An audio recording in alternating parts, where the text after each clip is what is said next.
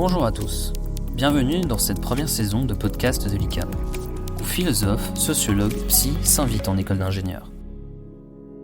Vous écoutez le deuxième épisode de la saison 1 sur le thème de la santé mentale et de la souffrance psychique.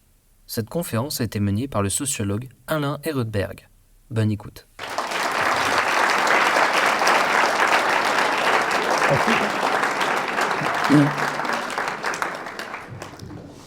Merci. Bonsoir à toutes et à tous. Bon, on ne va pas si mal que ça. De toute façon, ce n'est pas vraiment le problème qui va être élaboré ici. Bien sûr, on va partir de ces questions.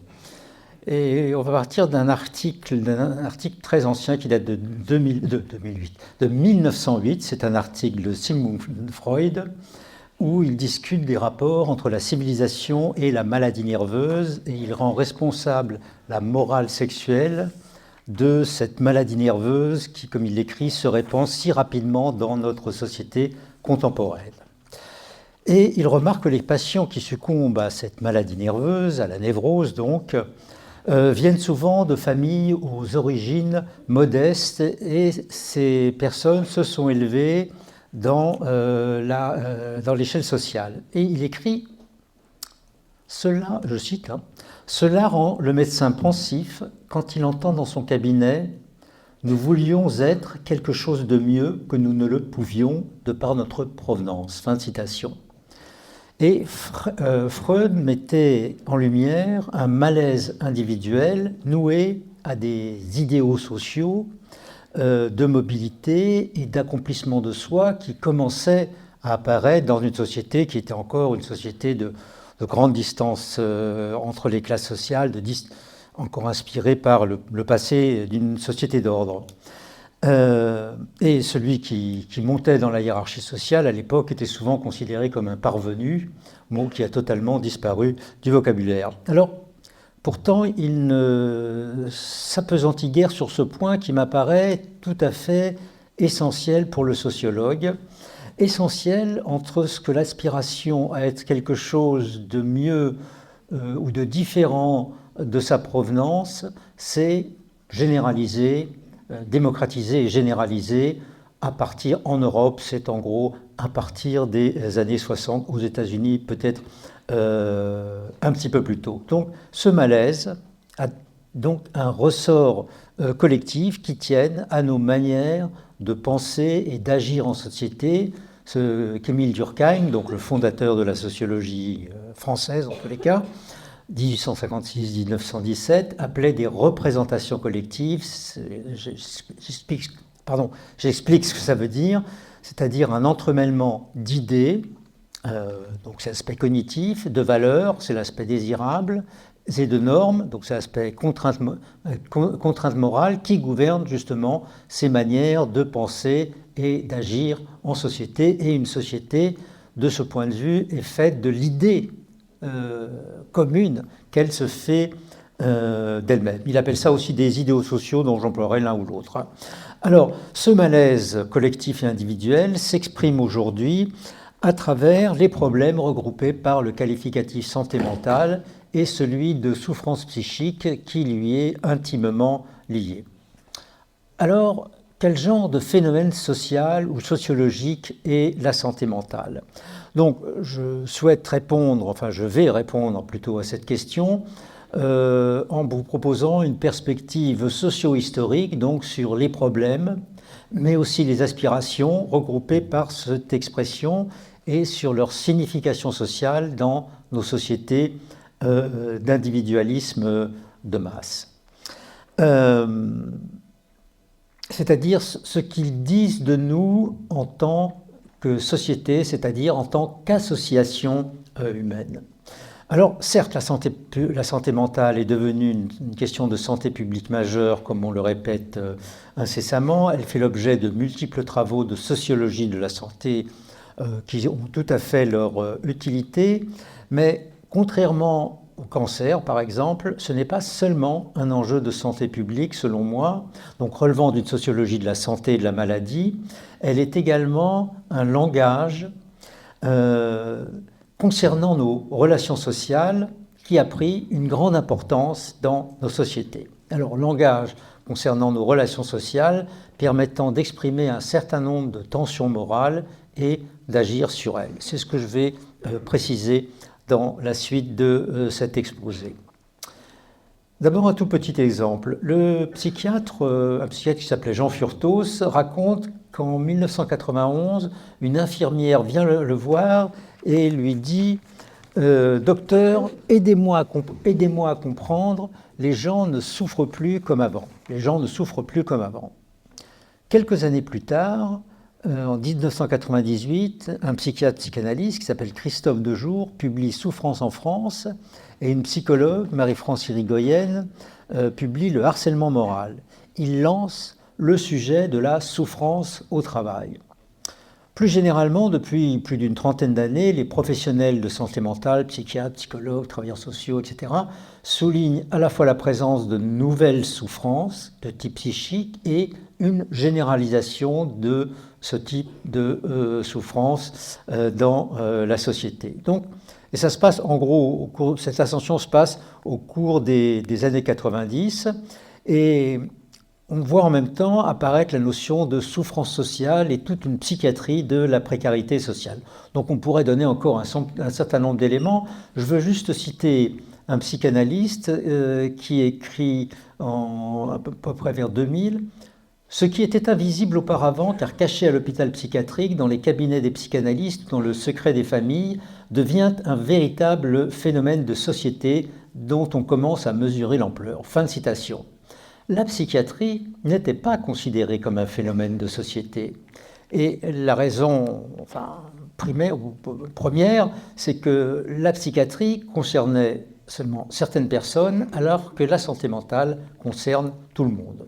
Alors mon exposé va avoir trois parties. La première, c'est la question de l'interprétation sociologique ou philosophico-sociologique, parce que ces questions ont suscité évidemment des interprétations de ce type.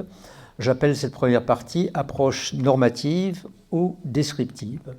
Ensuite, je donnerai le contexte d'ascension et de diffusion des représentations collectives de l'autonomie individuelle qui forment le contexte qui a favorisé, c'est pas une cause, un contexte bien sûr, qui a favorisé l'émergence des questions de santé mentale. Parce qu'avec l'autonomie individuelle, tout ce qui concerne la subjectivité individuelle commence à passer, sinon au premier plan des relations sociales, du moins à prendre une grande importance. La troisième partie, je reviendrai sur les questions de santé mentale, donc je décrirai la santé mentale comme un langage permettant d'exprimer des tensions morales de nos sociétés. Tensions morales qui concernent quoi? Qui concernent les désordres de la socialisation de la personne. Parce qu'à travers les symptômes, c'est le bon fonctionnement de la socialisation ou le plus ou moins bon fonctionnement ou mauvais fonctionnement de la socialisation qui est en cause. Alors, première partie, approche normative ou descriptive. Donc la généralisation du souci pour la souffrance psychique a entraîné un débat ou des débats politiques sur les relations entre ces questions et les transformations des normes sociales, autrement dit donc les significations sociales qu'il faut attribuer à cette nouvelle situation. Et donc, comme on le voit déjà avec la citation de Freud, ces questions sont en même temps employées pour formuler un malaise collectif ou un malaise dans la civilisation.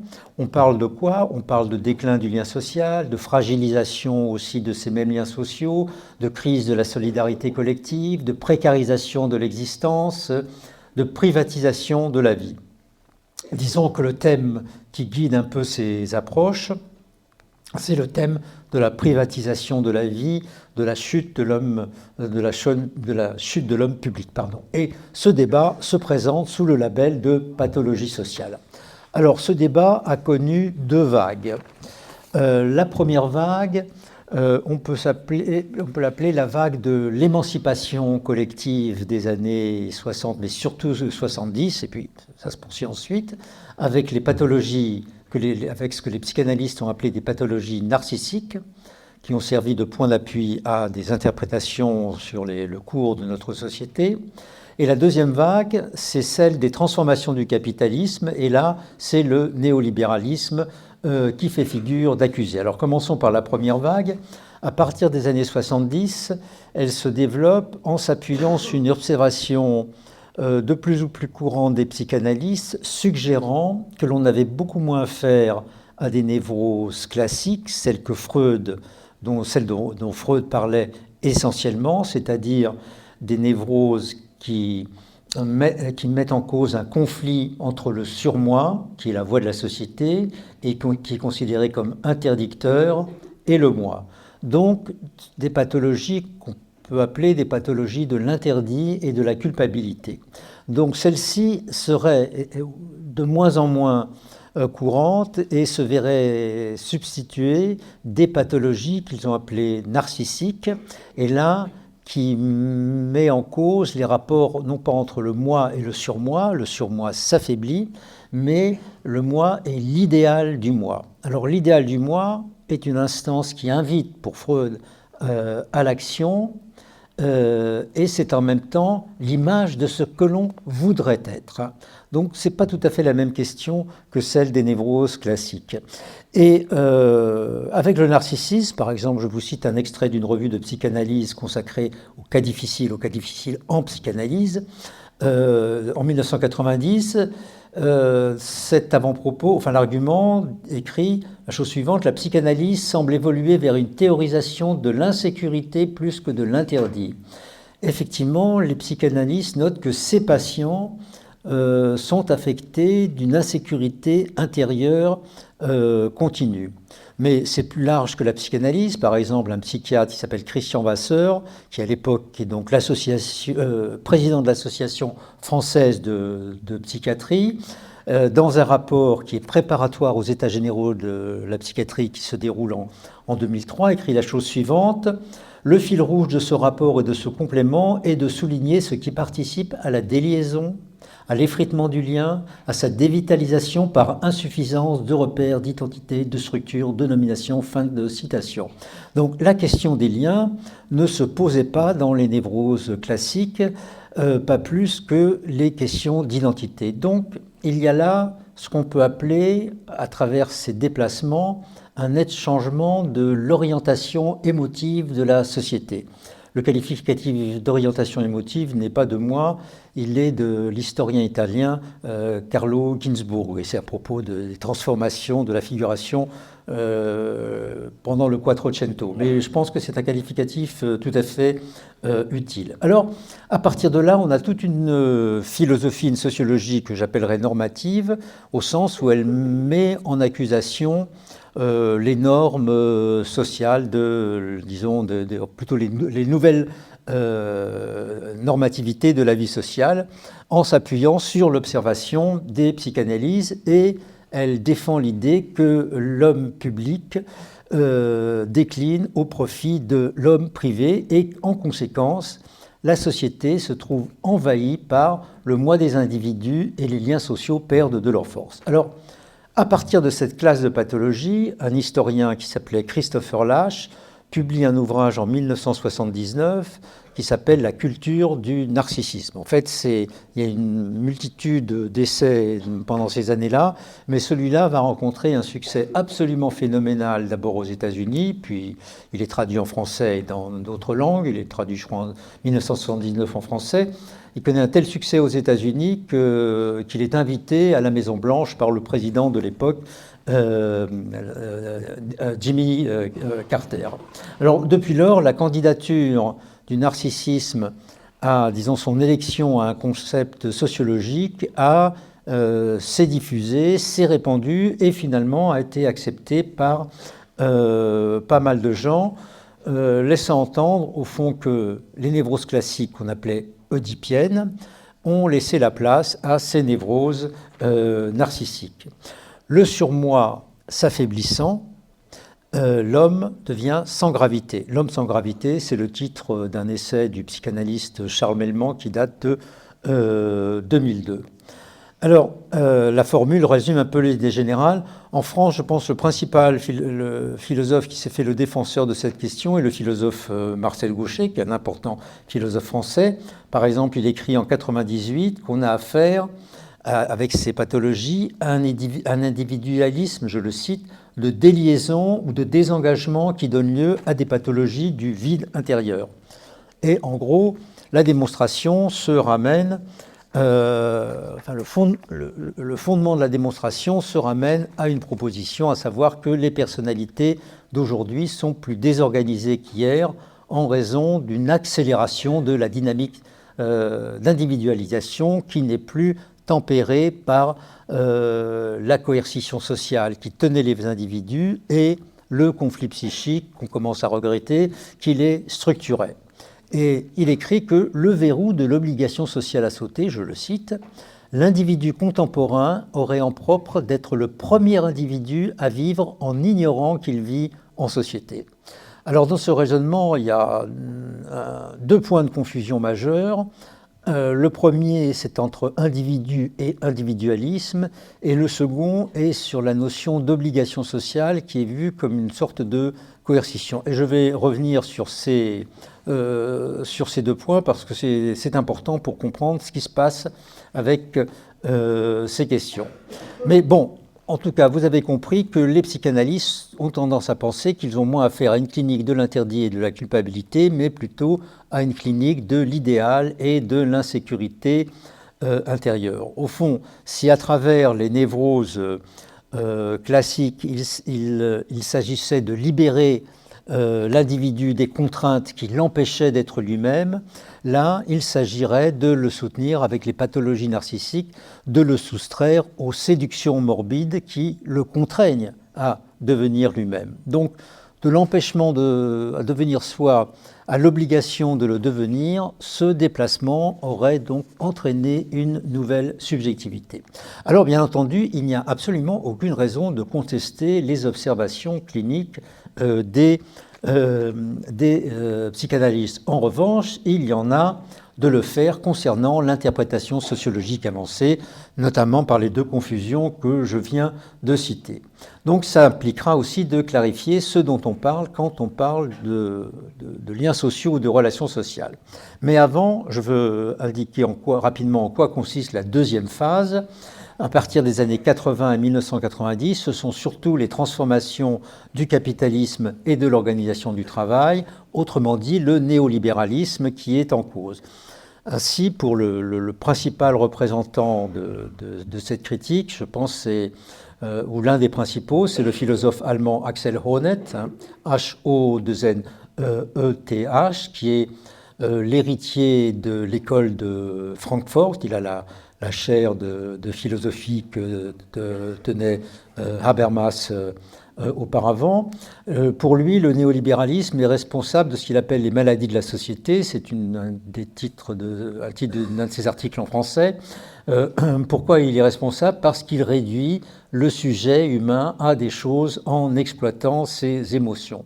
Et il oppose à ce qu'il appelle la réification une politique de la reconnaissance. Et il considère que les phénomènes désignés par les concepts de souffrance sociale et de souffrance psychique n'appartiennent pas juste au domaine de la psychologie, mais au domaine politique de la justice et l'injustice sociale, et il faut des transformations politiques profondes pour résoudre ce problème, etc., etc. Bon, alors la référence à un mal social dans les deux vagues n'est pas fausse, au sens où ces questions de souffrance psychique soulèvent des problèmes moraux, voire politiques tout à fait réels, mais elle a le défaut ces approches ont le défaut d'être normatives, c'est-à-dire de penser en termes de bien ou de mal. Or, la sociologie doit être descriptive, c'est-à-dire la question du sociologue n'est pas d'abord est-ce bien, est-ce mal, c'est que se passe-t-il ici ?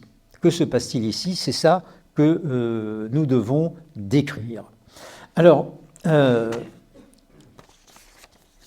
ne suis pas très à l'aise comme vous voulez, dans ce fauteuil, mais je vais y arriver sans sauter une page. Oui, c'est bon.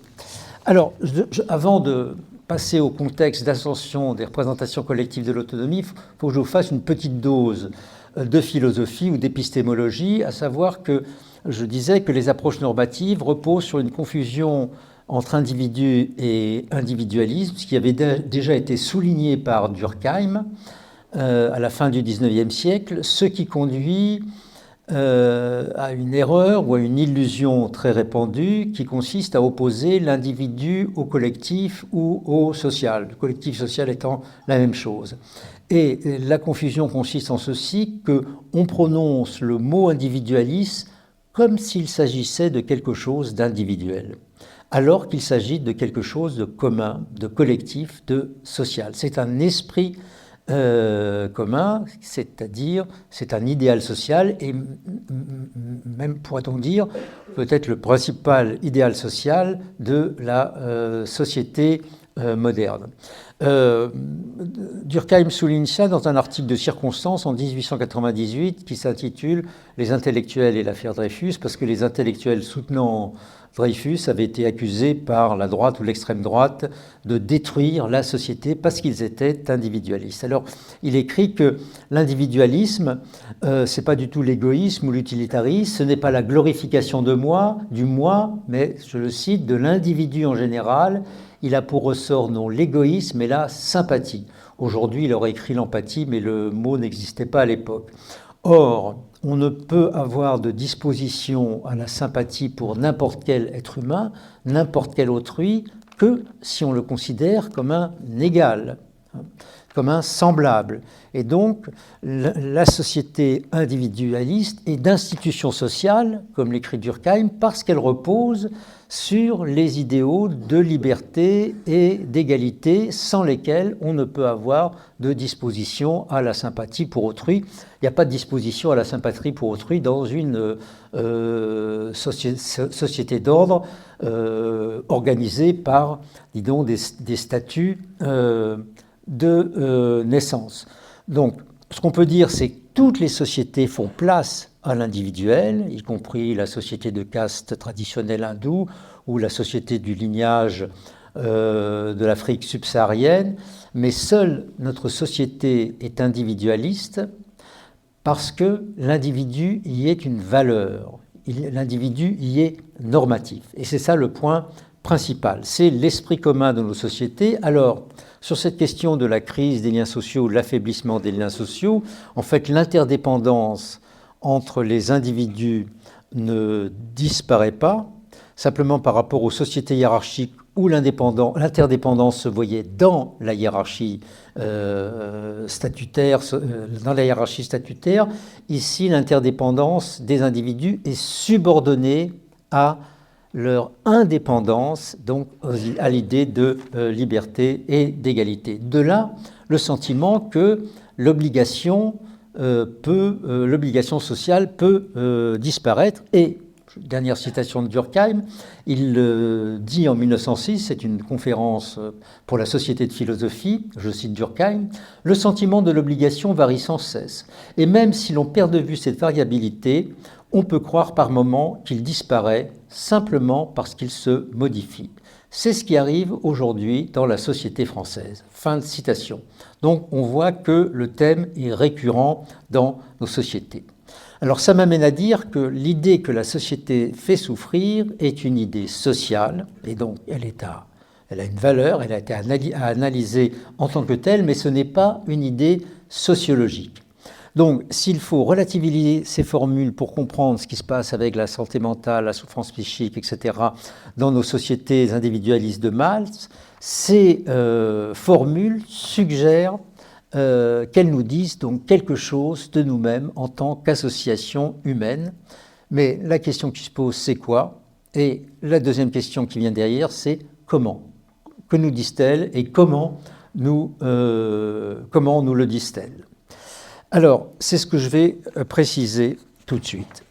Et ce qui m'a donné ma démarche, c'est un article d'un philosophe britannique très important qui s'appelle Peter Winch, qui a en particulier écrit l'idée d'une science sociale et ses relations avec la philosophie. Là, il s'agit d'un article non publié en français qui s'appelle Understanding a Primitive Society, qui est à propos des rituels magiques d'une société de l'Afrique subsaharienne. Alors, ce que Winch explique dans cet article, c'est que, je le cite,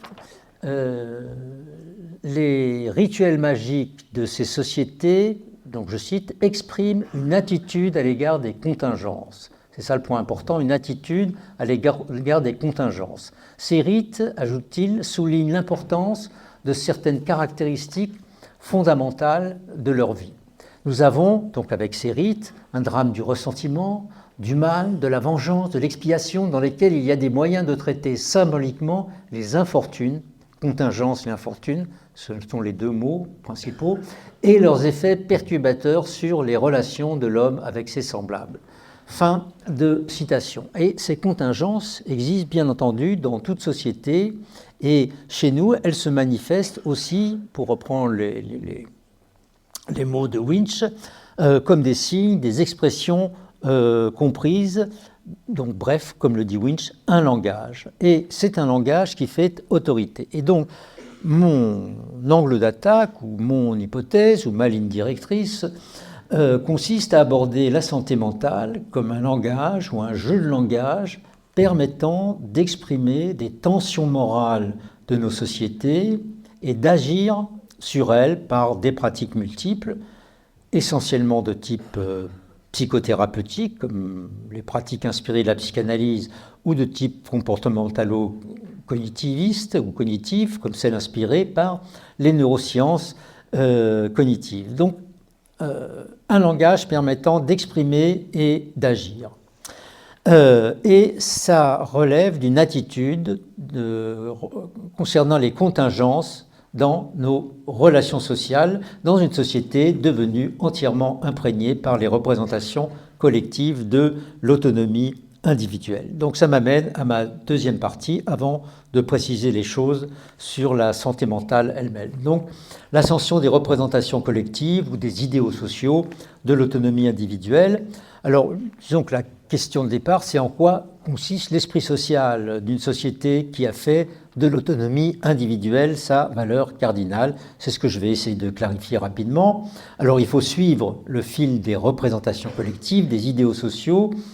Disons que, par exemple, dans la société traditionnelle du lignage de l'Afrique subsaharienne, l'idéal social, c'est de devenir... la règle sociale, c'est de respecter ses ancêtres, c'est la règle fondamentale, et l'idéal, c'est de devenir soi-même un ancêtre. Dans la société de caste hindoue, c'est de respecter son degré de pureté, le degré de pureté organisant le système de la hiérarchie des castes. Alors, dans la société moderne individualiste, ça s'exprime par une expression un peu quand même générale et vague.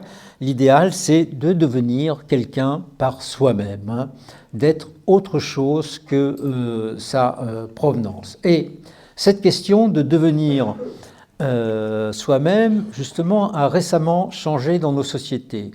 Et je résume le changement de manière un peu brutale ainsi, c'est qu'on a assisté à un déplacement de l'individu discipliné et coupable à l'individu autonome qui souffre moins de culpabilité que d'incapacité à agir. Donc c'est ce qu'ont repéré les psychanalystes avec les pathologies narcissiques. Avec donc ces pathologies narcissiques et ce sentiment d'insécurité intérieure. Au fond, pour résumer, je dirais que la névrose classique était l'expression de tension où la question commune c'était « que m'est-il permis de faire ?» hein, c'est une affaire permis-défendue, la névrose. Et les pathologies narcissiques, c'est plutôt la question, justement dans une société de libération, d'émancipation individuelle, c'est plus la question « que m'est-il permis de faire ?»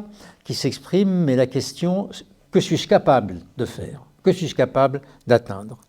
Et la dépression, puisque vous avez eu l'amabilité de citer la fatigue d'être soi, justement j'ai montré que la dépression se déplaçait, puisque la dépression était de toute façon un symptôme dans la névrose classique comme dans les pathologies narcissiques, qu'en devenant la pathologie mentale la plus répandue dans le monde, elle changeait en même temps de sens dans ce déplacement. Alors, donc avec l'autonomie, donc c'est une capacité à agir par soi-même. Elle caractérise évidemment l'action humaine en général. Ce qui est nouveau, c'est qu'elle est devenue un idéal social commun. Et pour aller vite, je pense que l'autonomie de l'ascension de ces idéaux doit être abordée en deux temps. Le premier temps, c'est qu'elle devient d'abord une aspiration collective, en gros, entre les années 60 et les années 70. Et à partir des années 80 à 90, elle devient la condition commune. Elle fait partie des conditions objectives de notre temps, au sens où c'est une attente collective à l'égard de chacun, et notre société a déployé toute une série de formes de soutien, de régulation, dont je vais dire un tout petit mot. En tout cas, avec l'autonomie, la société devient entièrement individualiste. C'est ce que j'appellerais le tournant personnel de l'individualisme dans lequel nous vivons. Donc, elle devient progressivement une aspiration collective après la Seconde Guerre mondiale, dans le cadre d'un État qui, en ce qui concerne la France, développe fortement la protection sociale, la croissance économique, l'industrie d'école, etc., etc. Je ne rentre pas dans les détails. Il y a aussi les changements dans l'éducation, puisque on porte la scolarité obligatoire à 16 ans, donc développement de la consommation de masse, etc., en même temps que de nouvelles valeurs se répandent dans les sociétés, valeurs d'émancipation, de libération sexuelle, d'égalité homme-femme. Donc c'est la vague de l'émancipation individuelle qui promeut des valeurs de propriété de soi et de choix. Disons que ça institue en quelque sorte les valeurs de choix comme étant quelque chose, une dignité appartenant à l'individu. Donc, évidemment, les mouvements d'émancipation des mœurs, cristallisés en France par mai 68, symbolisent tout cela. Donc, je disais, la société devient individualiste, mais dans ce premier temps, un individualiste de type hédoniste et expressive. Le grand sociologue américain Talcott Parsons, P-A-R-S-O-N-S, avait décrit dans un article les années 60 américaines comme une révolution expressive. Et c'est d'ailleurs au cours de cette période qu'en France, la psychanalyse se diffuse et devient tellement populaire, si je puis dire, dans les années 70, qu'une sociologue américaine qui s'appelle Shirley Turkle, T-U-R-C-K-L-E, publie un livre qui s'appelle La France freudienne. Donc,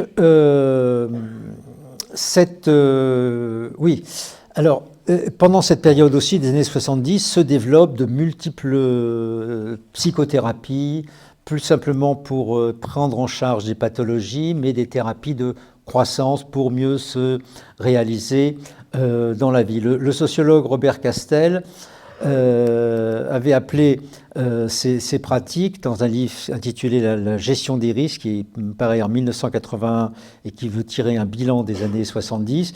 Il avait appelé ces thérapies des thérapies pour normaux afin d'aider les individus à s'accomplir. C'était un très bon livre, mais malheureusement, il y voyait quand même le signe d'une privatisation de l'existence.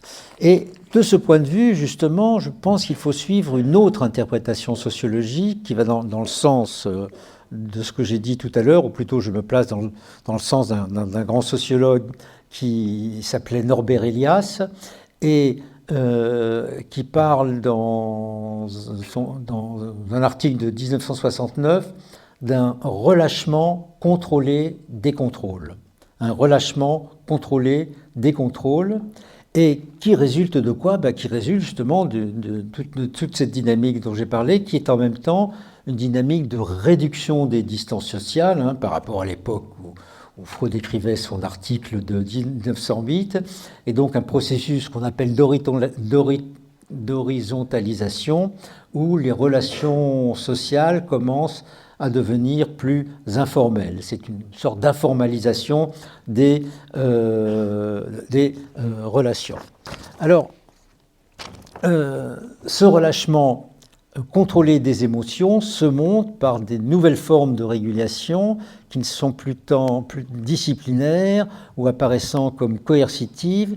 Elles prennent la forme, comme l'écrit encore Norbert Elias, de, je cite Elias, la contrainte de la non-contrainte. la contrainte de la non-contrainte, et je pense que ça régit une bonne partie de la régulation des comportements aujourd'hui dans nos sociétés. Alors, à partir des années 80, l'autonomie continue à être une aspiration collective où les valeurs de choix se développent jusqu'à, comme vous le savez, par exemple, le choix de pouvoir choisir son identité sexuelle. En 1950, c'est considéré comme par la psychiatrie comme une psychose.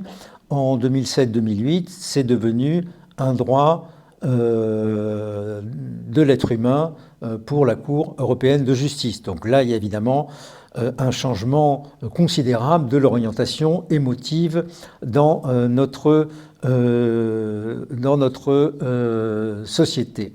Alors, donc l'autonomie devient ensuite notre condition, donc approfondissement de la dynamique d'émancipation, des valeurs de choix, mais aussi le deuxième aspect qui se développe, c'est la valorisation de l'action individuelle, à savoir qu'on rentre dans une société d'individus acteurs.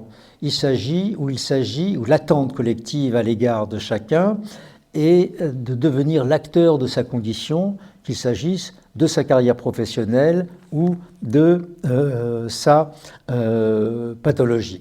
Donc, si la phase de l'autonomie-aspiration était une révolution expressive, la phase de l'autonomie-condition est une révolution de l'action individuelle, ce qui ne veut pas dire que toutes ces questions d'expressivité disparaissent.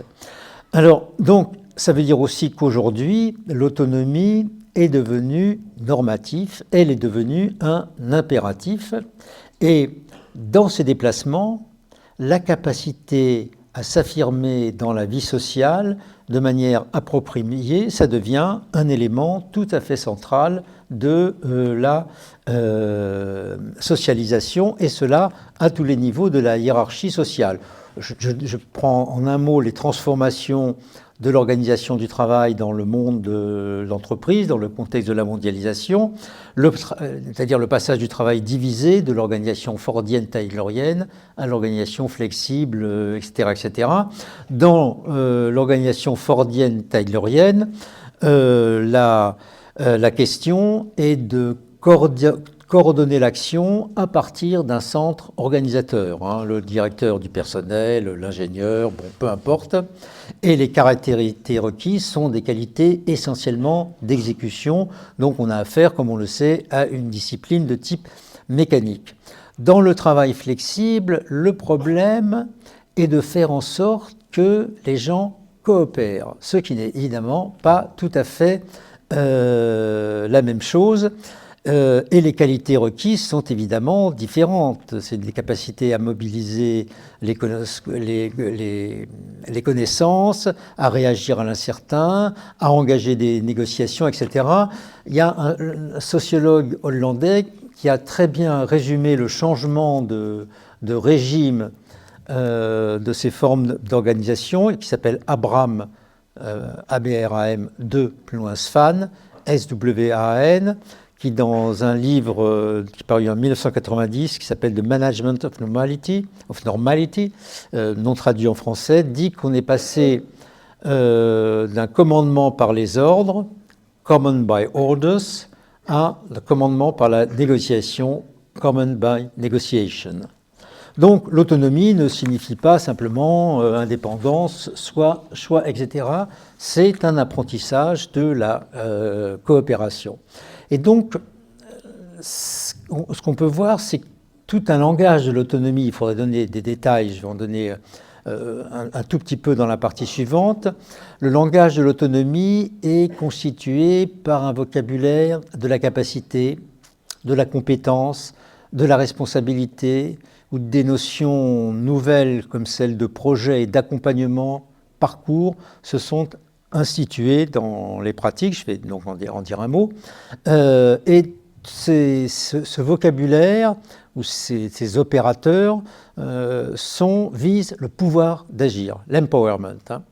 Et ces nouvelles notions ont aujourd'hui un caractère transversal parce qu'on les retrouve dans les pratiques thérapeutiques, mais aussi dans l'éducation, etc., etc. C'est-à-dire qu'elles sont entrées dans nos usages, elles se sont donc instituées. Donc, J'ai encore un peu, oui, moins 10, oui, j'ai encore une vingtaine de minutes. Oui, j'en ai pour 1 heure en tout. Ça sera bon. Donc, oui, alors je reprends. L'action faite de soi-même est celle qui aujourd'hui a à la fois le plus de prestige et le plus d'efficacité. C'est celle à laquelle nous accordons le plus de valeur, qu'il s'agisse d'agir avec efficacité ou de choisir sa vie.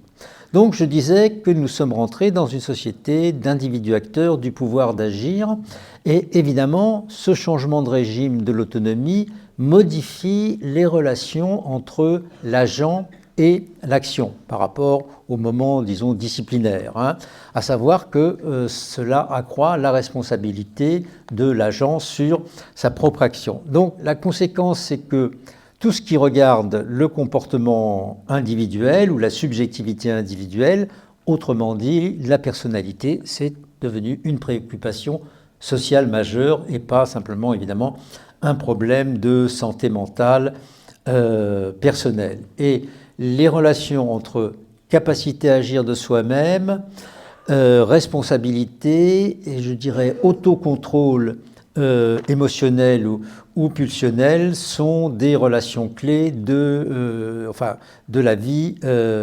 d'aujourd'hui. Et on comprend bien qu'entre ces notions et la place de la santé mentale, il y a des liens très étroits. Alors, pour terminer rapidement, l'ascension des questions de santé mentale, j'aurais pu appeler cette partie « Maintenant c'est personnel ». En fait, « Maintenant c'est personnel », c'est un rapport qui a été publié sur la dépression en Grande-Bretagne en 2006-2007 qui s'appelait « Now it's personal ».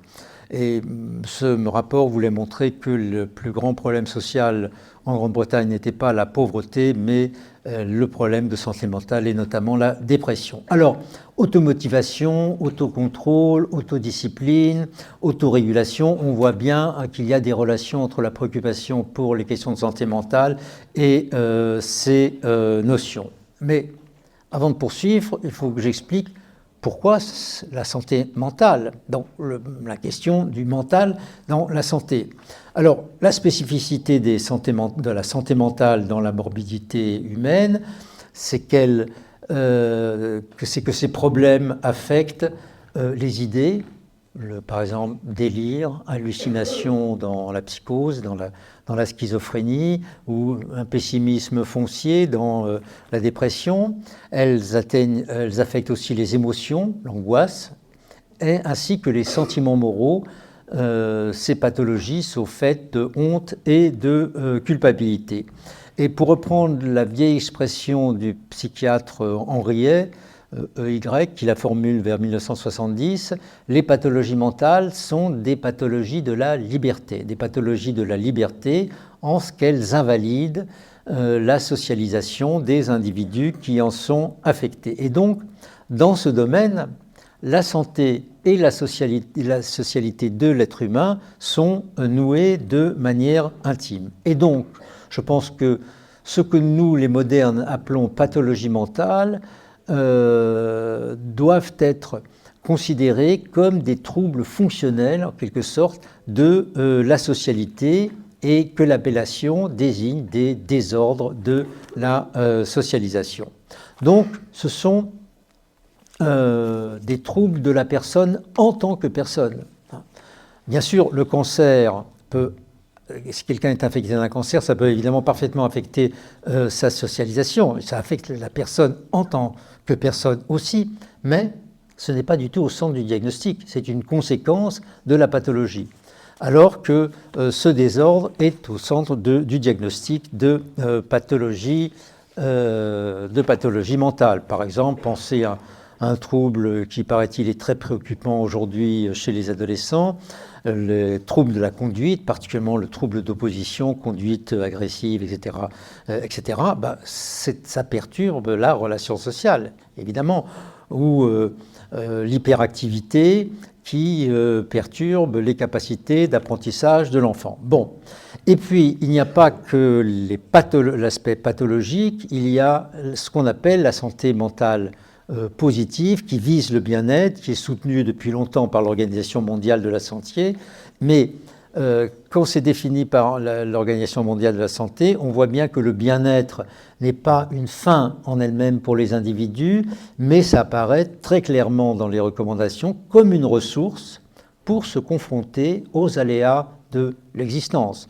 Donc on est bien dans des questions de relations sociales ou de socialisation, y compris du côté de la santé mentale positive. Alors, donc, parce que la santé mentale concerne la socialisation de l'individu moderne et son éventuel destin dans la vie, elle met en jeu des éléments essentiels des sociétés individualistes, à savoir que la valeur que l'on se donne à soi-même, la reconnaissance de cette valeur, l'opposition entre la maladie et la responsabilité. Elle soulève aussi des questions morales concernant le bien et le mal, et la justice et l'injustice, on l'a vu. Et en même temps, je pense que sur le plan du statut sociologique de l'entité santé mentale comme entité socio-historique, je dirais qu'elle représente une reconceptualisation de la santé en général, à savoir qu'à travers la santé mentale, la contingence des relations sociales est au cœur de la santé aujourd'hui. Et donc, de ce point de vue, la santé mentale désigne sociologiquement l'entrée des relations sociales dans la santé. C'est comme ça que je le dis, en tout cas que je vois les choses. Alors, si l'on accepte l'idée que nous sommes à la fois les agents et les patients de la vie sociale, action, passion, je dis qu'au changement dans la manière d'agir qu'est l'idéal social d'autonomie individuelle correspondent des changements dans la manière de subir qui s'expriment en termes de souffrance psychique, de santé mentale. Et donc c'est pour cela que je pense que les pratiques de santé mentale constituent une attitude commune à l'égard des contingences dans la société de l'autonomie comme condition. Et c'est pour ça aussi que ces pratiques, comme je l'ai dit tout à l'heure, qu'elles soient de type psychodynamique ou cognitivo-comportemental, sont à la fois des manières de soutenir notre être moral, comme il y en a dans toute société, individualiste ou non. Chez les populations d'Afrique subsaharienne, ce sont plutôt traditionnelles. Ce sont des pratiques magiques. Chez nous, ce sont des pratiques thérapeutiques. Et la comparaison n'est pas pour dire que les pratiques thérapeutiques sont de la magie et donc une illusion. C'est pas du tout ça que je veux dire. Je veux dire qu'il y a des pratiques dans chaque société pour ce type de désordre et qui concerne au fond le destin futur des individus. Alors, oui, voilà. Alors, je vais mettre en relief tout, sur la contingence des relations sociales, un vocabulaire qui a explosé depuis, disons, une trentaine d'années, qui est omniprésent.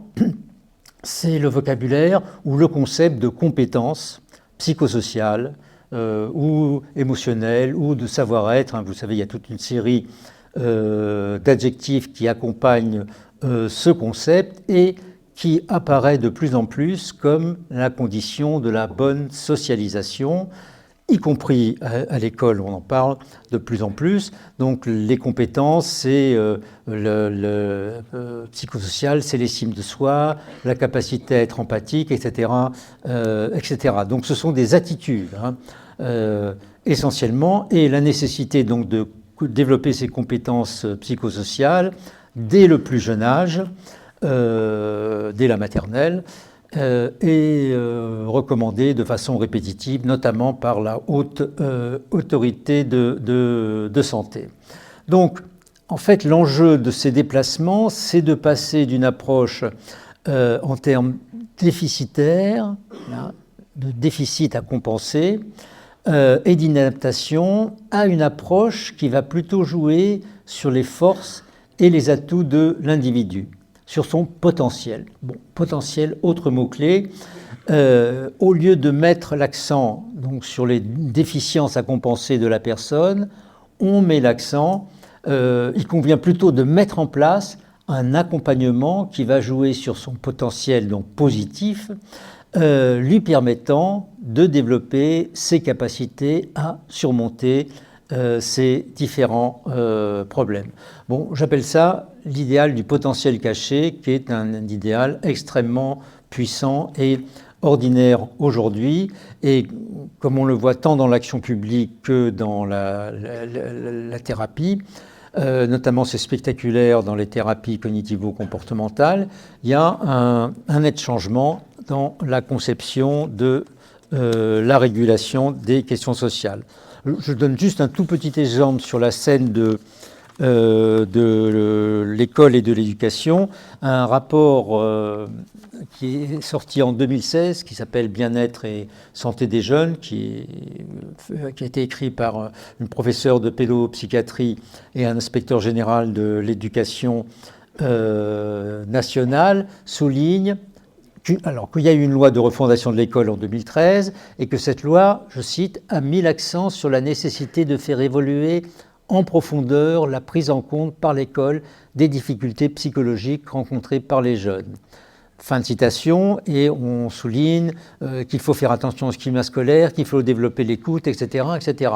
En un mot, est-il écrit dans le rapport, une nouvelle approche de la place de la psychologie dans le système éducatif se dessine. C'est quoi cette nouvelle approche de la psychologie dans le système éducatif? Alors, je cite encore, c'est la démarche que les psychologues doivent suivre avec les élèves. Je cite donc, ne pas réduire le jeune à ses difficultés, donc ne pas être simplement dans une problématique de la compensation, ne pas réduire le jeune à ses difficultés permet de prendre appui sur ses forces et ses atouts, le potentiel donc, pour apporter aide, soutien et soins. Donc, pour apporter aide, soutien et soins aujourd'hui, on ne réduit pas le jeune à ses difficultés, c'est l'enfoncer, il faut agir sur son potentiel caché. Alors, bon, je pourrais rentrer dans les détails, mais on peut dire que cet idéal de cette société de l'autonomie condition, c'est l'individu capable, quelles que soient ses difficultés, de connaître des accomplissements en transformant ses déficits, ses déficiences, ses pathologies, ses handicaps plutôt, le concept de handicap regroupe l'ensemble de ces questions, par un appui sur son potentiel. Alors, il faut des figures d'identification, c'est-à-dire des figures sociales qui ont un écho et une audience. Et je crois que la grande figure de l'idéal du potentiel caché qui s'est diffusée dans nos sociétés, c'est celle de l'autiste de haut niveau, ou l'autiste qui a une intelligence normale, qu'on appelle aussi l'autiste Asperger, A-S-P-E-R-G-E-R. L'autisme, c'est très intéressant, est passé en 2-3 décennies des fins fonds de l'arriération mentale, dans des institutions d'assistance en fait, au statut de super individu. Au statut de super individu, notamment les militants de l'autisme parlent d'un idéal de neurodiversité, donc qui vient affirmer des idéaux de diversité dans une société de l'autonomie où il y a de multiples manières de devenir un individu autonome. Alors je rappelle quand même que 80 à 90% des personnes atteintes d'autisme n'ont pas accès au langage. Mais y compris dans les institutions où il y a des personnes avec une déficience intellectuelle, on a aujourd'hui, ce n'est pas des institutions d'enfermement, on a aujourd'hui des activités, notamment artistiques, pour essayer quand même de développer à minima le potentiel de ces personnes. Et dans ce cadre, avec le concept de neurodiversité, je pense par exemple à la jeune et célèbre écologiste Greta Thunberg, qui est atteinte du syndrome d'Asperger et qui a déclaré l'autisme n'est pas une maladie, c'est un don. Donc c'est aussi une forme de vie. Et là, ça atteint aussi toute cette perspective de ce n'est pas seulement une pathologie, c'est aussi une forme de vie, l'affirmation d'une capacité différente. C'est quelque chose qui a tendance à se répandre dans la représentation des troubles mentaux et donc pas seulement limité à l'autisme. Et donc, dans toutes ces ça veut dire que l'incapacité peut se transformer en différence positive. Bon, ça c'est une nouvelle voie, c'est-à-dire une différence positive qui vient montrer une capacité à se diriger par soi-même, donc une capacité à être acteur. Et donc on passe en quelque sorte d'une perspective normale pathologique, qui est celle, pour aller vite, de la psychiatrie traditionnelle, à la perspective handicap à tout, qui est celle de la santé mentale, donc compensation potentielle. Donc voilà, on assiste à la montée en puissance de ces problématiques capacitaires, c'est-à-dire des approches qui sont centrées sur les capacités relatives des personnes plutôt que sur leurs déficits, donc sur leurs ressources.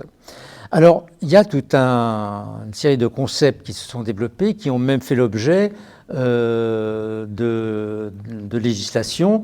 Par exemple, donc cette montée de la préoccupation pour l'individu capable d'assurer, etc., enfin, c'est-à-dire une vie sociale, elle se monte dans les années 2000 avec une assez notable abondance législative qui donne une base légale à des nouveaux concepts comme projet de vie, accompagnement, parcours. C'est par exemple le cas d'une loi de 2002 qui rénove l'action médico-social et qui institue le principe d'accompagnement des parcours de vie et le principe du projet de vie qui doit maintenant accompagner le projet de soins. Un article de la loi de modernisation du système de santé de 2016, donc à l'époque c'était Marisol Touraine qui était ministre de la Santé, prévoit l'expérimentation de projets d'accompagnement à l'autonomie qui visent donc le pouvoir d'agir des patients.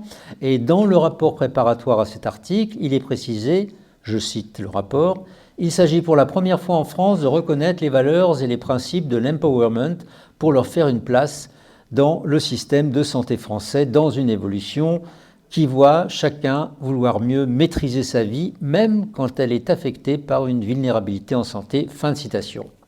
Le handicap lui-même a connu de profondes transformations. Il y a une première loi en 1975 qui crée des structures médico-sociales et qui instaure le droit à l'éducation pour les enfants handicapés. Une loi de 2005 réforme profondément cette première loi et notamment elle permet aux personnes atteintes de maladies mentales de se définir comme des handicapés psychiques et de prendre en charge les conséquences sociale de la pathologie psychiatrique, mais surtout déplace la façon d'approcher la prise en charge de structures d'accueil, donc médico-sociales, au service individualisé à la personne dans la société. Donc, comme vous le savez, c'est la perspective de l'inclusion. Il ne faut plus séparer élèves handicapés et élèves à besoins spéciaux et les autres élèves, avec tous les problèmes de manque de personnel, etc., de surcharge de classe qu'on connaît. Mais bon, je laisse ces problèmes de côté. En tout cas, cette loi, la loi sur le handicap, représente très clairement un tournant vers l'autonomie individuelle. Bon, alors ces nouveaux concepts, accompagnement, parcours, projet, etc., s'opposent aux anciens concepts d'assistance, de tutelle ou de prescription. Ils s'appliquent à des individus considérés en tant qu'acteurs de la pathologie et il s'agit de faire en sorte qu'ils puissent être les agents de leur propre changement. Les agents de leur propre changement par des pratiques se référant à l'accompagnement, au projet, etc., etc. Autrement dit, ces pratiques de soutien moral et de régulation des comportements sont une institution de notre société, ce qui veut dire que l'autonomie n'est pas seulement, comme la perspective critique ou normative le propose, c'est pas seulement une privatisation de l'existence qui a pour coût un individu surresponsabilisé, donc souffrant de stress, prenant des psychotropes, etc., etc. Elle fait l'objet de nouveaux modes d'action publique, d'action commune, donc des manières publiques d'intervenir qui protègent et soutiennent les individus. Ça m'amène à une remarque conclusive en une minute, que j'appelle le grand enjeu du changement d'esprit des institutions. Donc la santé mentale, vous l'avez compris, c'est un langage permettant d'exprimer et d'agir sur des tensions morales de nos sociétés. Et aujourd'hui, qu'il s'agisse du patient psychiatrique en particulier ou de l'actif en général, le grand enjeu est la façon dont on protège les gens à l'âge de l'autonomie généralisée. Plus exactement, il faudrait dire la façon dont on soutient les gens, c'est-à-dire qui consiste à une sorte de double opération intriquée de protéger et de soutenir, parce que nos sociétés sont passées plus ou moins confusément, avec pas mal de douleurs, de tensions, de confusion, d'un système d'action où l'on protège, prend en charge selon des critères de statut, par exemple sanitaire, médico-social, social, à un système d'action qui se centre, avec aussi toutes sortes de difficultés, sur la sécurisation des trajectoires individuelles. Du côté de l'actif en général, ce sont les réformes récentes de la formation professionnelle, par exemple, qui est centrée sur cette visée, quelles que soient les limites de ce qui se passe actuellement en matière de formation professionnelle, notamment ceux qui en auraient le plus besoin, qui se trouvent plutôt en bas de la hiérarchie sociale, sont ceux qui en profitent le moins. Donc, qui se sentent, je disais, des formes d'accompagnement, plutôt des formes de soutien, qui vise la sécurisation des trajectoires individuelles par la forme sociale donc, de l'accompagnement. Autrement dit, nous sommes totalement entrés dans une société où il s'agit de développer des formes d'organisation sociale qui rendent l'individu, qu'il soit normal ou malade mental, capable de se diriger par lui-même dans la plus large mesure possible, et cette mesure pouvant être très faible, mais il s'agit toujours d'agir dessus. Voilà, je vous remercie pour votre attention.